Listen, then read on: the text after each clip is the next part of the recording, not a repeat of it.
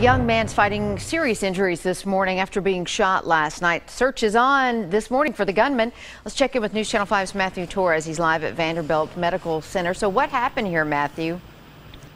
Well, Amy, what's tricky this morning is that police really don't have a suspect description. Metro Police say a gunman shot that same young man in the back last night. Now, this all happened around 7:15 on Hinkle Drive in Bordeaux. Several people called police about the shooting, and once they arrived, they found the victim in front of a vacant home.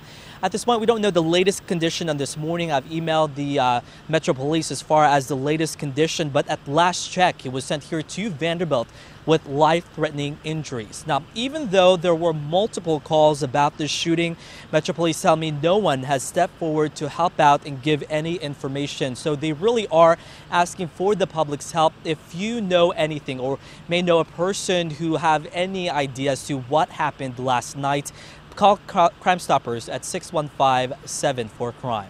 Reporting live at Vanderbilt Medical Center, Matthew Torres, News Channel 5. Matthew, thank you. And new this morning, distracted driving being blamed for a crash in Belle Meade.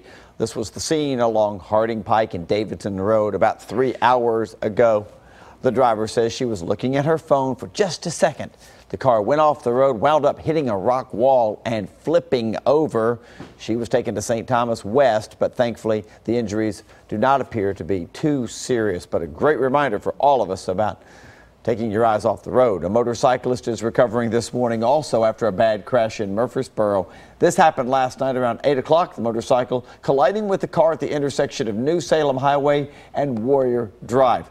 The motorcyclist went to Vanderbilt with serious injuries. No word yet on what caused the crash or if charges will be filed. Two teens are in trouble this morning after they were spotted stealing items from a home. Metro Police say two maintenance workers first noticed Charles Phillips Jr. because he was acting suspiciously outside a home on Lorinda Drive. And then just a few minutes later, they spotted Phillips and a 16-year-old carrying out a TV from the home. The workers called police and both teens were arrested. Amy, the man accused of killing a Kentucky toddler will be on trial next spring, we now understand. Anthony Barber facing multiple charges, including murder. Police say he killed 2-year-old Lainey Wallace back in May. You'll remember the story because Lainey's little body was dumped in a well in Barron County. It's still not clear how she was actually killed. Barber was the boyfriend of the little girl's mom. His murder trial set for April of next year. And there was a moving tribute last night for the Kentucky State Trooper gunned down in the line of duty. It was a sea of blue as hundreds came together in Cadiz last night to honor Trooper Cameron Ponder. Ponder had only served since January, but had already made a huge impact on those he served and served with. There's not many calls that we didn't go to together. And when I did go to them, I knew in the back of my mind that if things went south, that Ponder would be on his way and things would get better.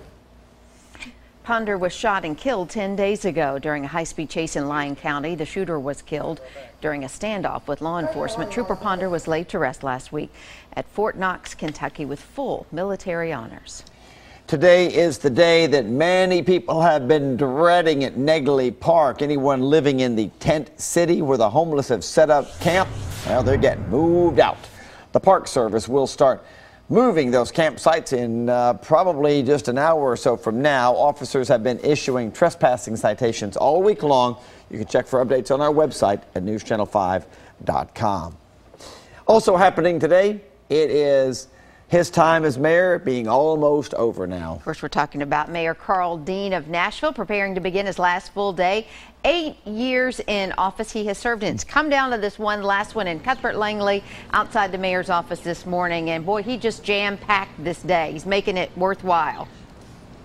Amy, he definitely is. He's got a lot of events today. And then, of course, Mayor-elect Megan Barry's inauguration is tomorrow afternoon at 2 o'clock. So his last full day and then the half day he's got tomorrow are definitely filled with a lot of events. And Mayor Carl Dean has had a lot to deal with during his 8 years as mayor of Music City. Of course, right as he began, the economic downturn really affected real estate and a lot of folks here in the area.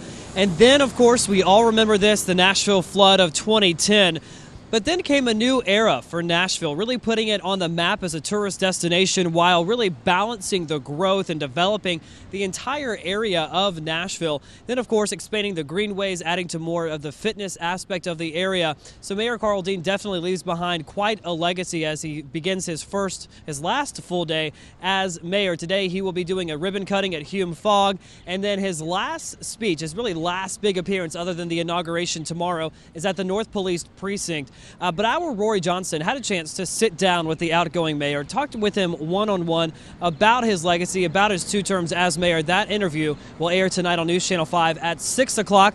And then, of course, Megan Barry will become the next mayor of Nashville officially around 2 o'clock tomorrow afternoon. We will have full coverage of that event on air and online at newschannel5.com. For now, we're live here in downtown Nashville this morning. I'm Cuthbert Langley, News Channel 5.